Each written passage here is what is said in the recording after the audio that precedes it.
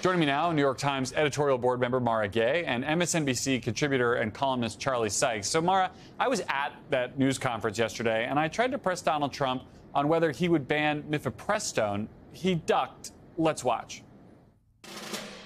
Would you direct your FDA, for example, to revoke access to mifepristone? That's one of the things that's been discussed. You could do things that would supplement, absolutely. And those things are pretty open and humane. But you have to be able to have a vote. And all I want to do is give everybody a vote. And the votes are taking place right now as we speak. But that's something you would consider? There are many things on a humane basis that you can do outside of that.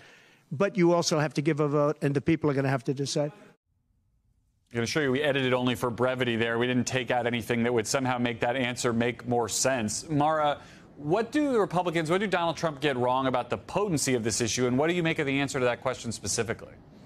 I'm so glad that you asked the question and in the way that you did.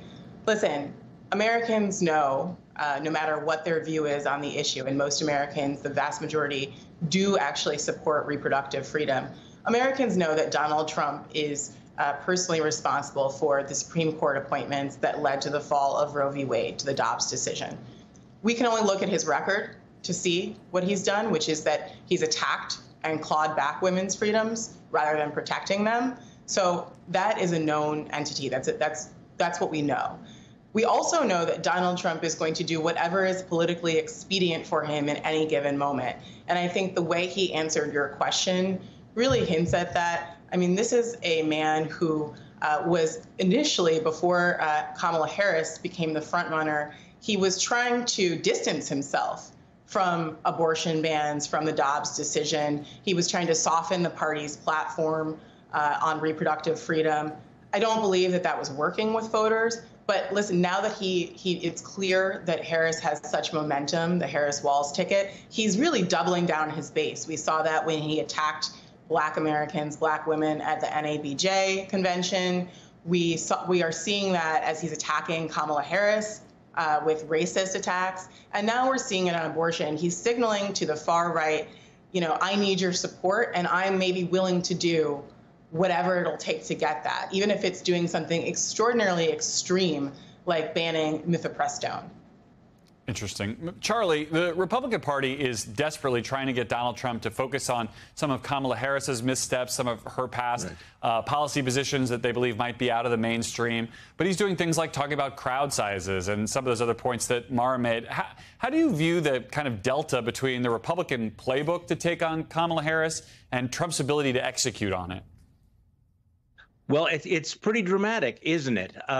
You know, it all comes down to the candidate's stupid. And, you know, I read all of these analyses of what the party is trying to do, what his campaign strategy is, and ultimately it doesn't matter if Donald Trump comes out and has a performance like yesterday. I mean, you know, I think that what was on display yesterday was just the pure incoherence, his unfamiliarity with the policy issues, his lack of interest in the policy issues.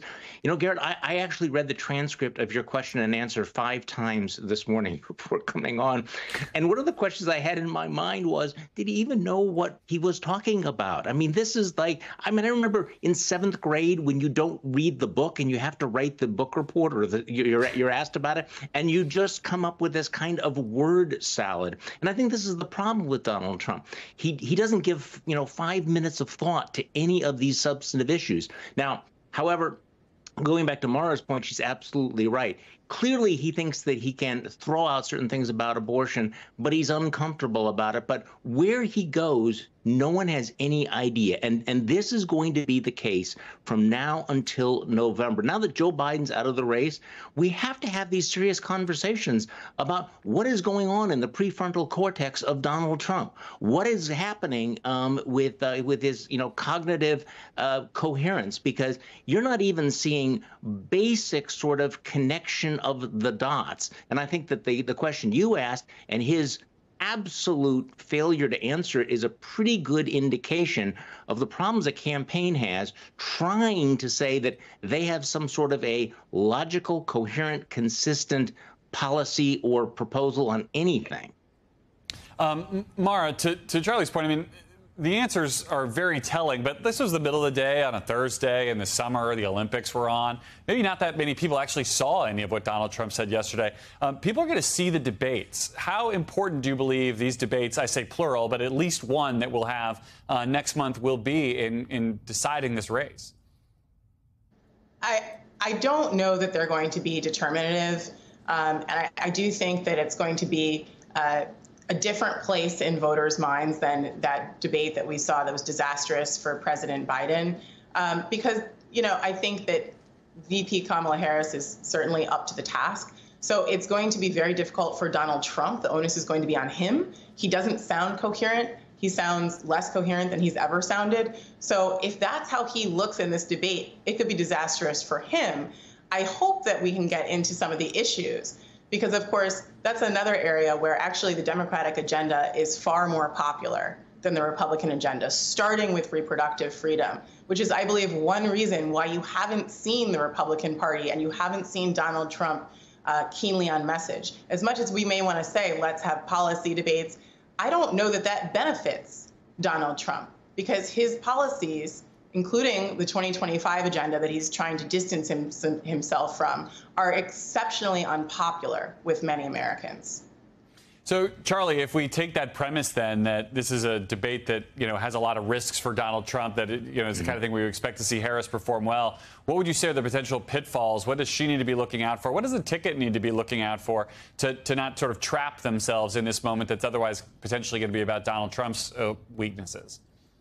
Well, it starts with the fact that she's going to have to sit down with reporters for long-form interviews. She's going to have press conferences, and she's going to have to go off script. Now, she's exceeded expectations time and again, but clearly Republicans have the sense that, perhaps once you get her away from the teleprompter, that she's going to be more vulnerable.